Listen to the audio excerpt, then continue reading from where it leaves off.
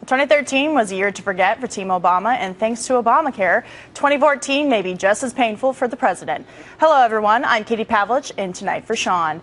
In a moment, I'll be joined by a bipartisan panel of pundits who will share with us their bold predictions for the coming year. But first, the administration made some news over the weekend by proudly announcing that 1.1 million Americans have, quote, enrolled in Obamacare. And while the White House is ready to pop open some champagne in celebration, critics of the law remain unconvinced. Take a look. You know, there's 318 million Americans, 1 million getting on subsidized health care in many cases, probably another million getting on Medicaid as a result of Obamacare, and 6 million people who had plans they liked that have been thrown off of it. I don't think there's anything to celebrate.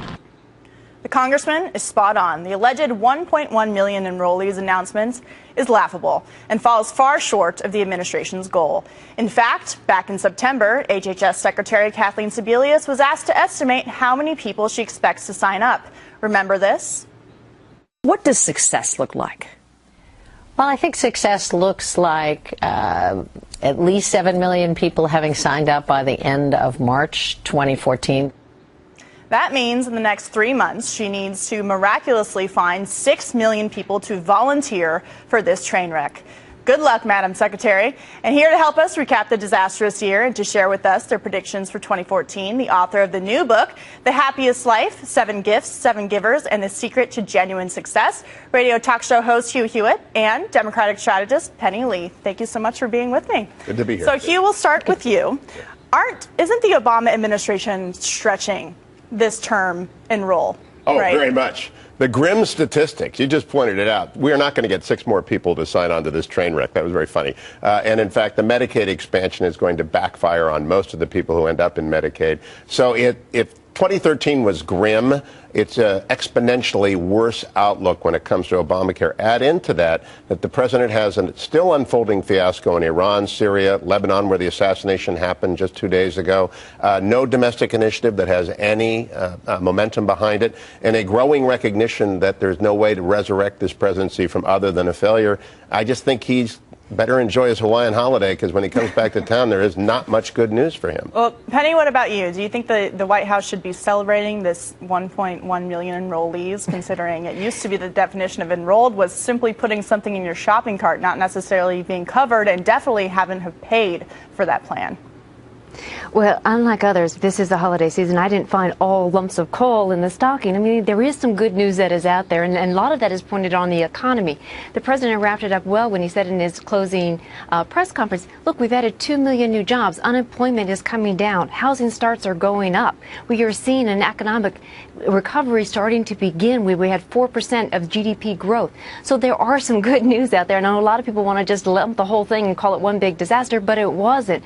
There is another side of the story, and that is on the economy, that it is beginning to improve, and I think that is beneficial going into 2014, and especially on the various elections that are out there. The economic news really is what people's focus is going to be on, and that is, I think, it bodes well for the Democrats going into the election cycle. Well, I'm not so sure about that, Hugh. We're talking about the economy. You know, there are millions of people who are not in the workforce as they were when President Obama started his first term. People are losing their health insurance plan, and Obamacare isn't going to help that. We're going to see even more layoffs next year, don't you think? And we're going to see a lot of small businesses drop their employees. Big story today out of Michigan of a dealership that did that. That's the first domino to fall. Of people are going to find that their employers are no longer going to participate. They'll be thrust into these bronze plans, and they'll be terrible. So while Penny is right as a Democrat strategist to try and find something, in fourth quarter GDP, sure, maybe that's real, maybe it's not. It looks like 2% for the year. Most people feel that we're not in a growth mode. Most people will be writing much larger checks for the health insurance they have for fewer benefits. And our friend Mary Catherine Hand came up with the term doc shock. Mm-hmm. They're going to run into doc shock as well. Add into all of that the Senate is fractured and broken. Mitch McConnell and the Republicans are still angry over Harry Reid's unprecedented destruction of Senate rules. It's going to be a very rugged year. I wrote The Happiest Life because I thought we had to focus on how to turn people around to look towards good news. But if I'm a Democrat, I might want to just stay under the covers for the next 12 months. What do you think, Penny? Are the Democrats going to just stay under the covers? And was Harry Reid's move with the filibuster a good thing, or do you think that's actually going to cause even more gridlock that the president loves to complain complain so much about.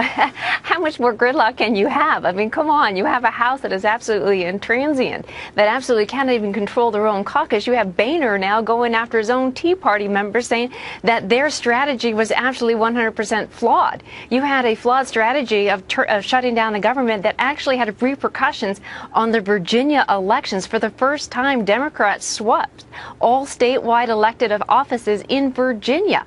So there is a lot to be positive about going into the elections, and I think we have strong candidates. We are in some red states and we are in some blue states, and I think that we have some terrific candidates out there. And one of my predictions is that the Senate does continue to stay in Democratic hands, because we have had these dire predictions before. I remember in 2006, people said there's no way Democrats can take over. Well, we took over, and we kept it in 6, we kept it in 8, we kept it in 10, and Democrats are going to keep it again in 12. I'm not so sure when people are seeing their health insurance go up and their doctor's gone that they're going to be able to keep the Senate. But what are your predictions, Hugh, for 2014? My first prediction is the exact opposite of Penny's. In fact, I think at this Shocker, time right? next year, senators will number more Republicans than Democrats, led by Tom Cotton in Arkansas, Shelley Moore Capito in West Virginia. There's a long list, and it's getting longer. In fact, Virginia, if Ed Gillespie comes into play. Colorado's going to be in play. There's talk of a Minnesota candidate to take on Al Franken.